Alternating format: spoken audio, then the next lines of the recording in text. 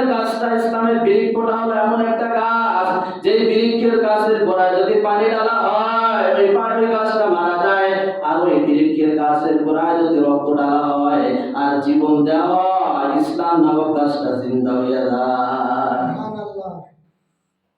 আজকে তো আমরা রক্ত দিতে পারি না, জান দিতে পারি না ইসলামের জন্য। এই জন্য লাল চামড়ার বান্দরের আমার দিক থেকে তাকায় গালিগালাজ করে, কোরআন শরীফ পড়ায় ফেলায়। আল্লাহু আকবার। ইসলামের গাছের গোড়ায় যদি তুমি আমি এক ফোঁটা রক্ত দিতে পারতাম, ইসলামের জন্য জান দিতে পারতাম। আসসালামু আলাইকুম ওয়া রাহমাতুল্লাহি ওয়া বারাকাতুহু।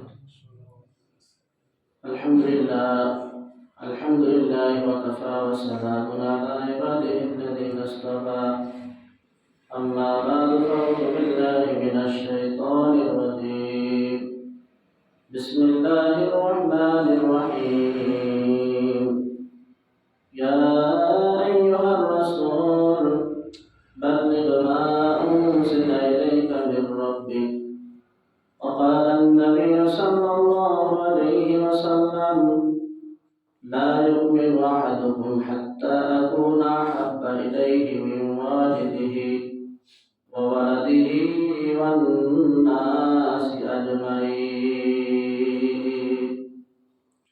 اللهم صل على سيدنا ونبينا وشفيعنا وحبيبنا ومولانا محمد صلى الله عليه وعلى آله وأصحابه وبارك وسلم.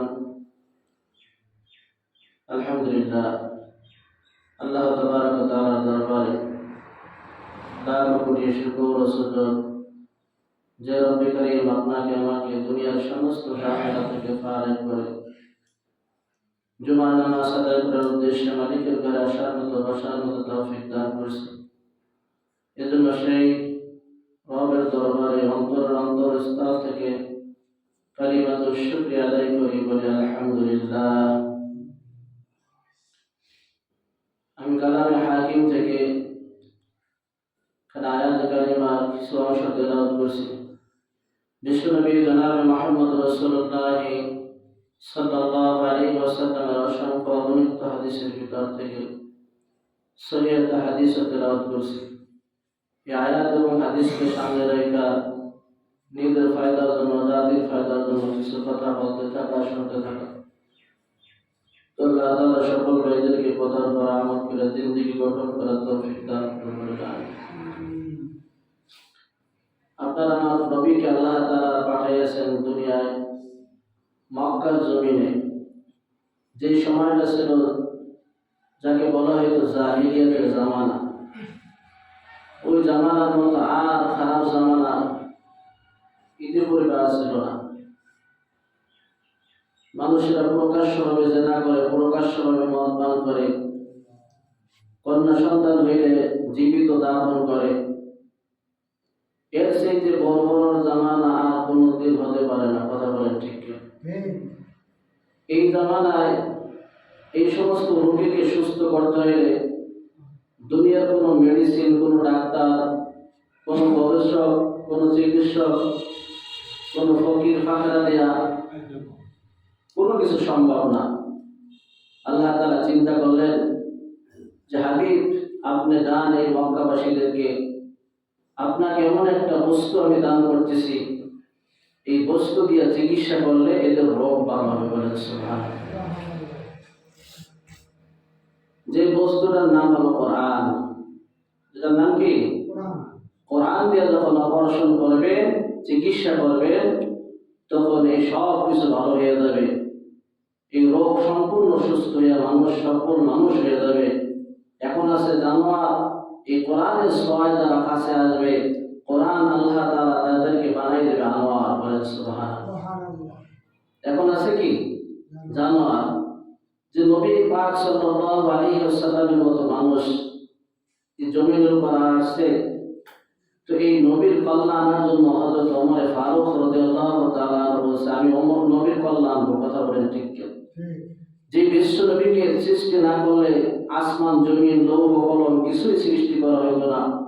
এই নবীর কল্যাণ আনতে যাইতেছে, তো এর চাইতে আর খারাপ জামানা আছে? বলেন, এর চাইতে আর খারাপ জামানা হতে পারে না। করেন মক্কাবাসীর দ্বারে দ্বারে বারে বারে যাইয়া মানুষের কাছে যাইয়া কোরআনের দাওয়াত দেন। কিসের দাওয়াত? কোরআনের দাওয়াত। আপনি তাবলীগ করেন, ইয়া আইয়ুহার রাসূল বাল্লিগ মা উনজিলা ইলাইকা মির রাব্বিক। আমি যে প্রভু, আমি যে রব, আমার পক্ষ থেকে যা কিছু আপনার উপর আদেশ করা হয়েছে এইগুলা আপনার উম্মতের মাঝে পৌঁছে দেন। বলেন সুবহানাল্লাহ। নবী তো এই দাওয়াত নিয়ে আসছিলেন, আর কোনো কাজ ছিল না। কাজ ছিল এই দাওয়াত মানুষের দ্বারে দ্বারে যখন পৌঁছে গেল, মানুষেরা তাকে মিথ্যাবাদী বলল। বলেন নাউজুবিল্লাহ। নবী কি মিথ্যাবাদী? নবী সত্যবাদী। কি বলেন? নবী সত্যবাদী, সাদেক। যার মতো সত্যবাদী এই জমিনে আর একজন হয় নাই। বলেন সুবহানাল্লাহ। আল আমিন এই উপাধি কাফেররাই উপাধি দিয়েছে নবীকে আল আমিন। কোন মুসলমান নবীকে আল আমিন বলে নাই, কাফেররা বলছে আল আমিন। বলেন সুবহানাল্লাহ। তো এই নবীকে মিথ্যাবাদী বললে, মিথ্যাবাদী বললে কি মিথ্যাবাদী হয়ে যাবে? মিথ্যাবাদী হবে না। আল্লাহ রাসূল সাল্লাল্লাহু আলাইহি ওয়াসাল্লাম মানুষের দ্বারে দ্বারে বারে বারে যে কোরআনের দাওয়াত দিতেন। কি দাওয়াত? কোরআনের দাওয়াত। এই কোরআনের দাওয়াত ওই থেকে নিয়ে, ওই দিন থেকে নিয়ে আজ পর্যন্ত, আজ দিন পর্যন্ত দোস্ত, এর কিছু পক্ষে আছে, কিছু বিপক্ষে আছে। আছে না নাই? 1400-1450 বছর আজকে হয়ে গেল। এই কোরআনের কিছু পক্ষে আছে, কিছু বিপক্ষে আছে। কিন্তু কাফেররা রাতের বেলা কোরআন শুনে, ঘুম বাদ দিয়া নবী মুহাম্মদের কোরআন তেলাওয়াত শুনে, আর দিনের বেলা শত্রুতা করে। কথা বলেন ঠিক আছে না নাই? এমন মানুষের অভাব নাই। এমন একজন সাহাবী যার নাম হলো জুলাইদ রাদিয়াল্লাহু তাআলা। এই সাহাবী এখন মুসলমান হয় নাই। কি হয় নাই? মুসলমান হয় নাই, কিন্তু মুহাম্মদের কোরআন তেলাওয়াত তার কলিজায় লাগছে। বলে সুবহানাল্লাহ। কোথায় লাগছে? কলিজায় হিট করছে। তো মুহাম্মদ যখন কোরআন তেলাওয়াত করে গভীর রাতে, তো দূর থেকে এই জুলাইদ কি করে? কোরআন শ্রবণ করে। বলে সুবহানাল্লাহ। আবু জাহেল, উতবা, শাইবা, ওয়ালিদ ইবনে মুগীরা, এ যত বড় কাফের ছিল, এরাও কিন্তু নবীর তেলাওয়াত শুনতো। কথা বলেন ঠিক কি? এরা কি শুনতো? নবীর তেলাওয়াত, কোরআন তেলাওয়াত রাতের বেলা শুনতো। এক পর্যায়ে সংসদ দারুন নজরে ঘোষণা হয়ে গেল, খবরদার আজকের থেকে মুহাম্মদের কোরআন কেউ শ্রবণ করবে না, কেউ যাবে না। ওয়ালিদ ইবনে মুগীরা, বড় বড় কাফের যারা, উতবা, শাইবা, এরা বলতেছে মুহাম্মদের কোরআন যেন তেলাওয়াত শোনা যায় না। দারুন নজরে যখন ঘোষণা হয়ে গেল, তো ওয়ালিদ চিন্তা করলো যে লিডার তো আজকে যাবে না, যেহেতু ঘোষণা করছে, তাই আমি চলে যাই। ওয়ালিদ ইবনে মুগীরা, আবু জাহেল চিন্তা করে যে আমি তো কইছি, আমি তো লিডার, ওরা তো যাবে না, আমি যাই। এরকম যাইতে যাইতে বড় বড় যে চারজন লিডার, তারা চারজন মুহাম্মদের কোরআন শুনতেছে। বলে সুবহানাল্লাহ। গভীর রাত ভর কোরআন তেলাওয়াত শুনতেছে। যখন ফর্সা হয়ে আসছে, তো এখন চিন্তা করে, এখন বাড়ি না গেলে মানুষ যদি দেখে, দারুণ নজরে সংসদে আমরা ঘোষণা করলাম মুহাম্মদের কোরআন শোনা যাবে না, আর আমরা বড় বড় গুলো যদি আমার যারা আসছে কেউ তো কেউ চেনে না, পরিচয় দেয় না, গোপনে আসছে। কথা বলেন ঠিক কিনা? ওয়ালিদ ইবনে মুগীরা আসছে, আবু জাহেল জানে না, উতবা আসছে, শাইবা জানে না। এরকম ভাবে যারা যারা আসছে কেউ খবর কেউ জানে না। চতুর্দিক থেকে তারা কোরআনের শ্রবণ শুনতেছে। এখন বর্ষা হয়ে গেছে, তো এখন দৌড় চাচ্ছে তাড়াতাড়ি, এখন না গেলে তো মানুষ দেখে পালাবে। তো একটা কারো আর একটা যে করছে, তো বলতেছে কি ব্যাপার লিডার, আপনি আইছেন? তুমি আইছো না? আপনি আইছেন? আমরা যতই ষড়যন্ত্র করি না কেন মুহাম্মাদের কোরআন তেলাওয়াত আমাদের কলিজায় হিট করে। বলেন সুবহানাল্লাহ। আল্লাহু আকবার। জুলাইদ রাদিয়াল্লাহু তাআলা আনহু এখন পর্যন্ত মুসলমান হয় নাই। আল্লাহ রাসূল সাল্লাল্লাহু আলাইহি ওয়াসাল্লামের কাছে এসে বলছে, ইয়া রাসূলুল্লাহ, ইয়া হাবিবাল্লাহ, আপনি যখন কোরআন তেলাওয়াত করেন, আমি দূর থেকে আপনার কোরআন তেলাওয়াত শুনি। ওই কোরআন তেলাওয়াত আমার কলিজায় হিট করছে। ইয়া রাসূলুল্লাহ, ইয়া হাবিবাল্লাহ, আমি চাই আপনার কাছে বৈশা কোরআন তেলাওয়াত শুনতে। আল্লাহ রাসূল বলতেছে, জুলাইদ, তো তোমার মুসলমান হইতে হবে। আমি প্রস্তুতি নিয়ে আসছি। ইয়া রাসূলুল্লাহ, ইয়া হাবিবাল্লাহ, আমাকে মুসলমান বানাই দেন, আমাকে কালিমা পড়াইয়া আমাকে মুসলমান বানাই দেন। বলেন সুবহানাল্লাহ। হযরত জুলাইদ রাদিয়াল্লাহু তাআলা আনহু কালিমা পড়ে আল্লাহ রাসূলের কাছে হাত রেখে মুসলমান হয়ে গেলেন।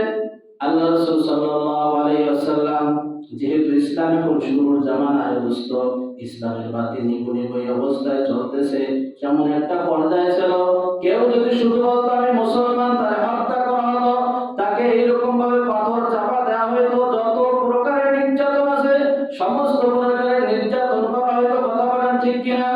এমন একটা সময় ছিল না? ছিল না?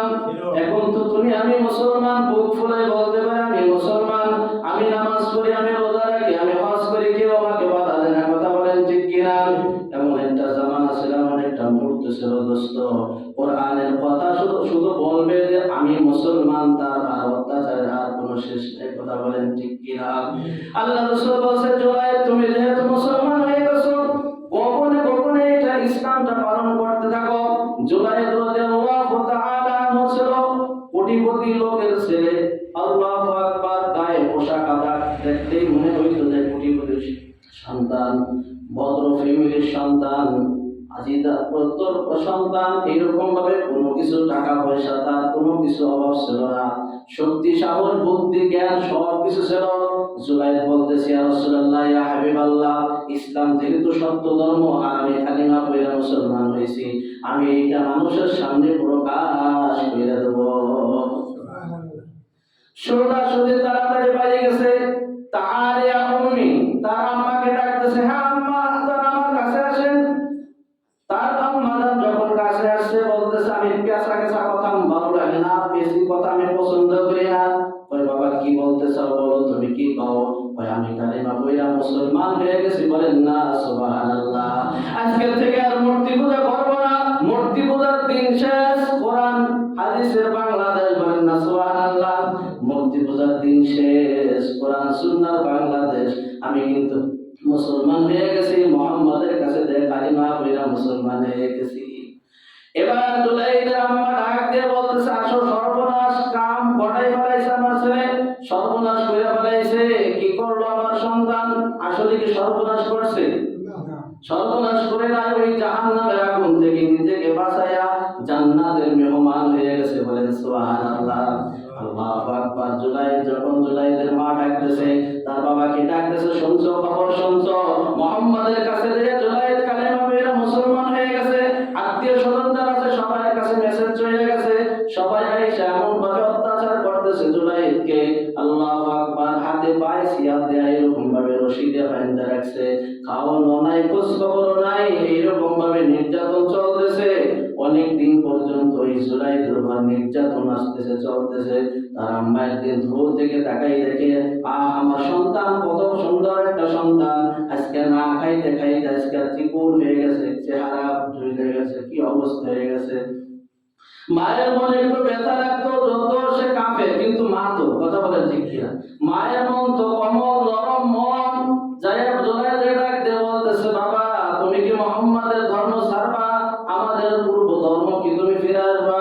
ওই মা, তুমি তো 10 মাস 10 দিন আমাকে গর্ভে রাখছো, তোমার জন্য আমার মায়া হয়, কিন্তু তোমার থেকে বেশি মায়া হয় আমার মুহাম্মদ সাল্লাল্লাহু আলাইহি ওয়াসাল্লামের উপর। বলেন সুবহানাল্লাহ।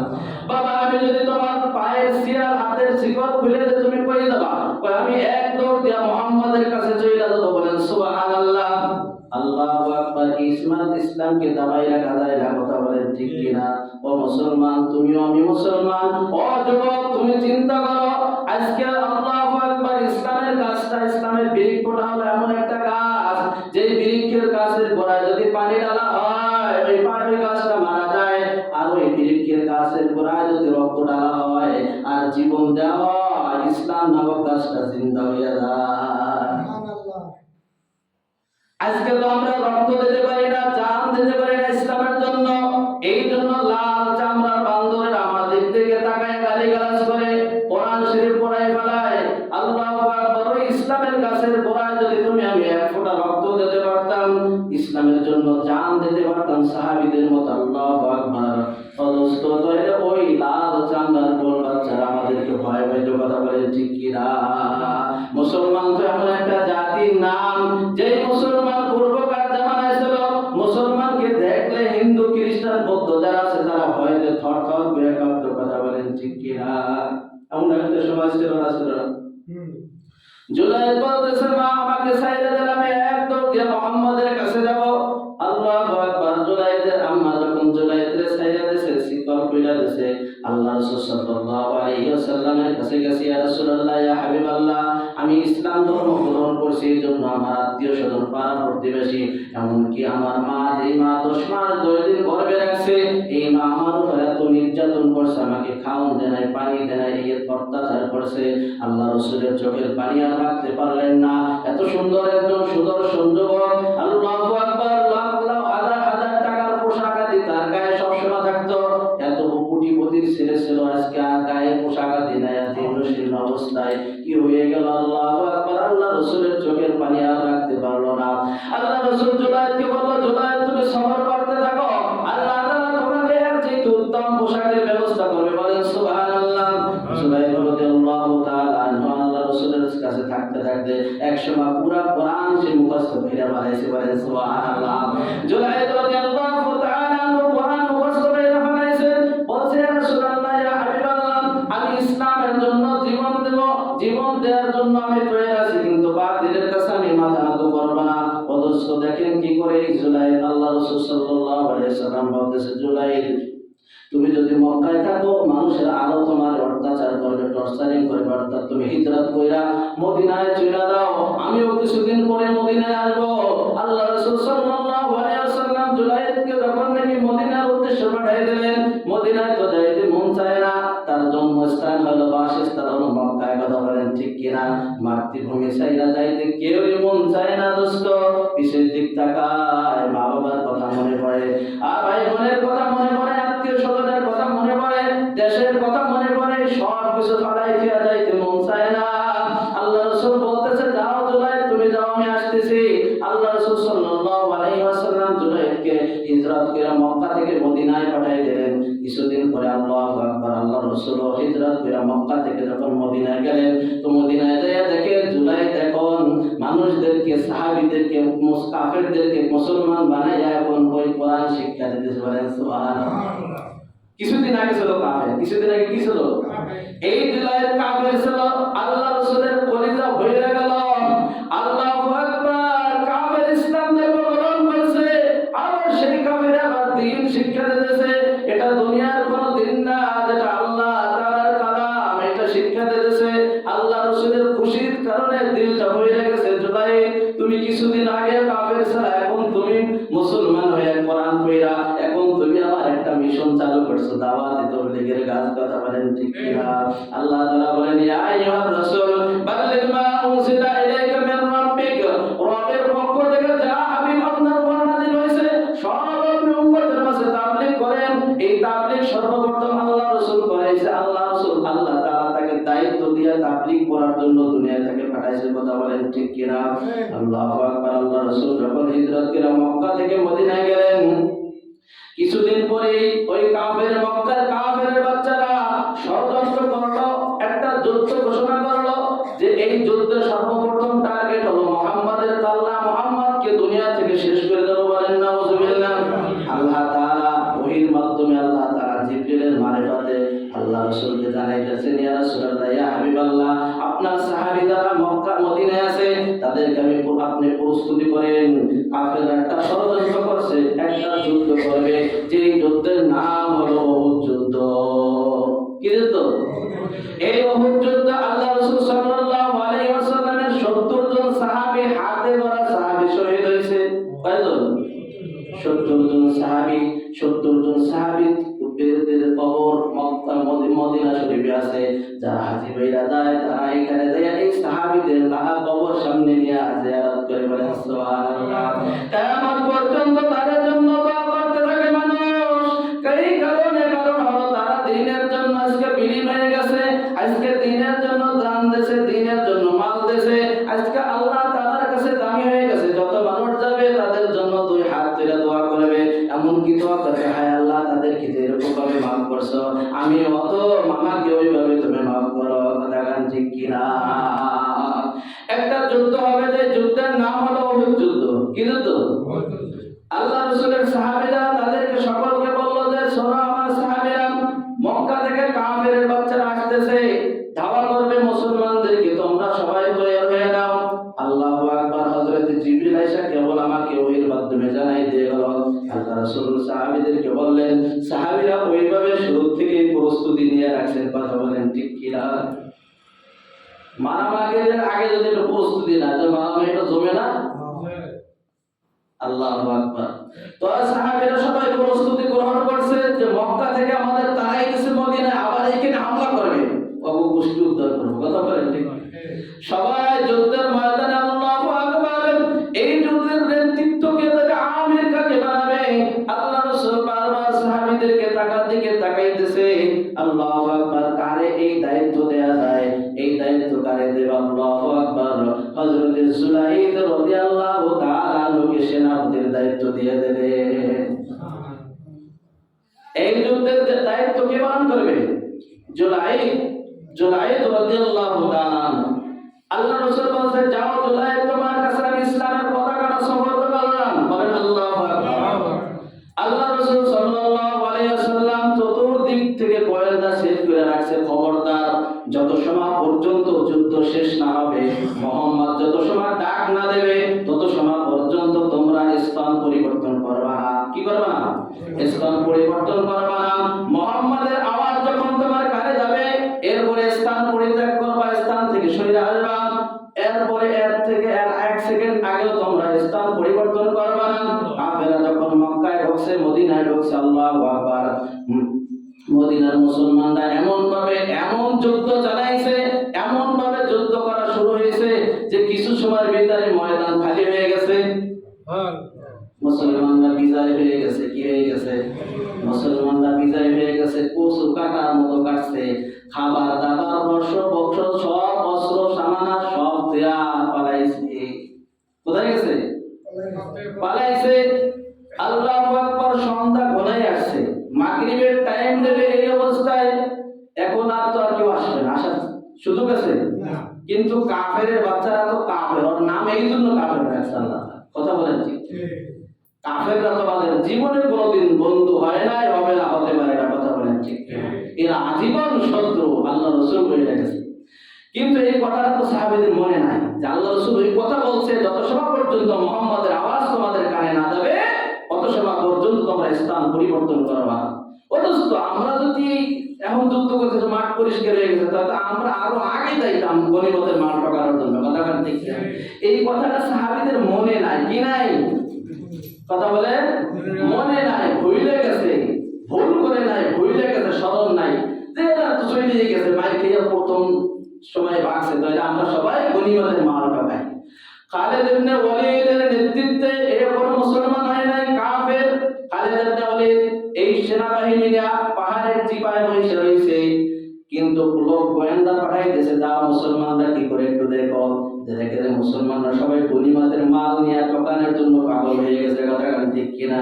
কয়েকজনের ঘর করে আর একজনের মাল ঠকানোর জন্য পাগল হয়ে যায়। কয়েকজনের করে ঘর, আর একজনের ওই ঘরের ভিতরে পোড়া দেয় আলু। আছে না?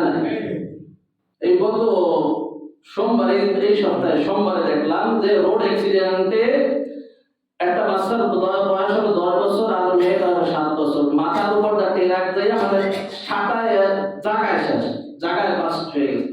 ওই যে ড্রাইভার সেও শেষ, কিন্তু এক ব্যক্তি এসে দেখলাম যে মোবাইল মানি ব্যাগ কোথায় গেছে এগুলো আছে না নাই? আমার মুসলমানের আজকে কি আছে? কথা বলে আল্লাহু আকবার। আমাদেরকে হেফাজত করুন। ওয়ালিদ ইবনে মুগীরার নেতৃত্বে দেখে এখন গোয়েন্দা পাঠাইতেছে, মুসলমানরা সবাই গনিমতের মাল নিয়ে ব্যস্ত আছে। কি আছে? গনিমতের মাল নিয়ে ব্যস্ত আছে। ওয়ালিদ ইবনে মুগীরা আবার ধাওয়া করছে। কি করছে? এবার কাফেরদেরকে নিয়ে আবার ধাওয়া করছে। টার্গেট ছিল উহুদের ময়দানে আজকে রাসূলকে হত্যা করবে। বলেন নাউজুবিল্লাহ। আল্লাহু আকবার। ওয়ালিদ ইবনে মুগীরার নেতৃত্বে আবার কাফেররা আবার সবাই উহুদের যুদ্ধে স্থান দিয়ে রাখা, যুদ্ধের ময়দানে ওই জায়গা মোটাও হয়ে গেছে। রাসূল আকরাম সাল্লাল্লাহু আলাইহি ওয়াসাল্লামকে চতুর্দিক থেকে ঘিরা ধরছে। কি করছে? চতুর্দিক থেকে ঘিরা ধরছে। কাফেরদের একটা উদ্দেশ্য, আজকে মুহাম্মদকে হত্যা করবে, আর কোনো টার্গেট নাই। ওয়ালিদ ইবনে মুগীরা এই কাফেরদের কিনে যখন ওই জায়গায় গেছে, আল্লাহু আকবার, জুলাইদ রাদিয়াল্লাহু তাআলা খেয়াল করতেছে যে নবীর উপর আক্রমণ হবে, সমস্ত কাফের ওই জায়গা ছাপাই করছে। এবার ওয়ালিদ ইবনে মুগীরা জুলাইদ রাদিয়াল্লাহু তাআলা আল্লাহু আকবার, আল্লাহু আকবার,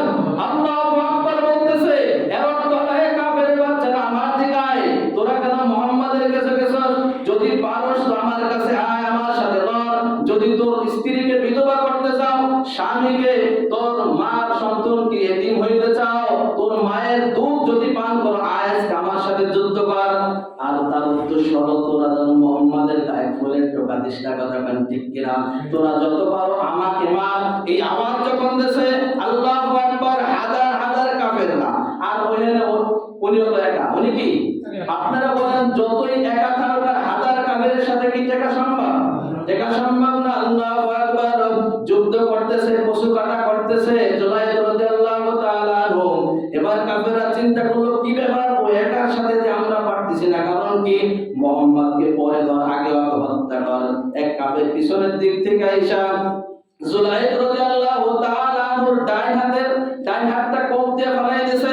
এবার ডান হাতের পতাকা যখন জমিনে পড়ছে, বাম হাত দিয়ে জুলাইদ এরকম ভাবে কামড়াইয়া ধরছে, কামড়াইয়া গালে নিয়ে বাম হাত দিয়ে অস্ত্র চালাইতেছে আর যুদ্ধ করতেছে। বলেন আল্লাহু আকবার। আর একটা কাফের এসে বাম হাতটা কোপ দিয়ে ফেলাই দিয়েছে, জুলাইদ পতাকা কামড়াইয়া এরকম ভাবে দাঁড়াই রয়েছে।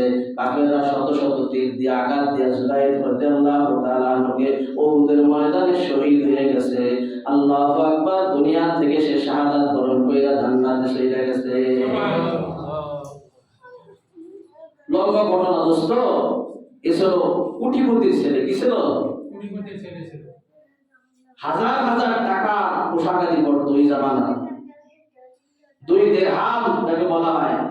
2 দিরহামে যত দাম ছিল তত টাকা হইল। এই সমস্ত পোশাক আদি, এমন খাবার দাবার কোনো কিছু অভাব ছিল না, কথা বলেন ঠিক কিনা? এই সব কিছু ত্যাগ করে মুহাম্মাদের কাছে কালিমা পড়ে মুসলমান হয়ে গেছে। শেষ পর্যন্ত দোস্ত কাপড়ের কাপড়টা না নিয়ে কবরে কি হয়েছে? কাপড়ের কাপড়টাও জোটে না। এর নাম হলো ইসলাম। এর নাম কি? ইসলাম। যদি কোনোদিন সুযোগ হয় বুঝাবো ইনশাআল্লাহ, আল্লাহ তৌফিক দান করুন। এই জন্য ইসলামের গোনায় রক্ত ঢাকার দরকার আছে না নাই? দরকার আছে না নাই? জীবন থাকবে না। ওসমান গনি রাদিয়াল্লাহু তাআলা কোরআন পড়তেছে, কাফেরের বাচ্চারা পিছন থেকে এসে গুলি তরবারি চালাইছে। কোরআন পড়া অবস্থায়, ওই অবস্থায় ওসমান গনি রাদিয়াল্লাহু তাআলা শাহাদাত বরণ করছে। কিয়ামতের ময়দানে কোরআন শাফাআত করে ওসমানের পক্ষে সাক্ষী দেবে, হায় আল্লাহ, কোরআন পড়তে পড়তে রক্ত দিতে দিতে দুনিয়া থেকে গেছে, ওসমানকে তুমি এর জন্য মাফ করবে। সুবহানাল্লাহ। দুনিয়ায় থাকতে পারবো না, থাকার জায়গা না, কেউ থাকতে পারবে না। যত রাজা বাদশা ফকির ফাকরা আছে কেউ থাকতে পারে না, পারবে না, কথা বলে ঠিক কিনা? তুমি আমিও থাকতে পারবো না। তুমি আমি ইসলামের পক্ষে যদি থাকি তো আল্লাহ তাআলা এটুকু দেখবেন, কথা বলেন ঠিক কিনা? আল্লাহ তাআলা ইসলামকে মাইনা কবরে দার তৌফিক দান করুন। ইসলাম জিন্দা হবে কিসে? ইসলাম জিন্দা হবে 5 ওয়াক্ত নামাজ পড়লে, কথা বলেন ঠিক।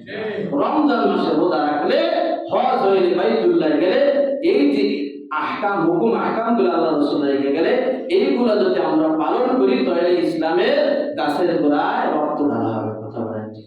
আল্লাহ তাআলা আমাদের আমল করার তৌফিক দান করুন। আমিন।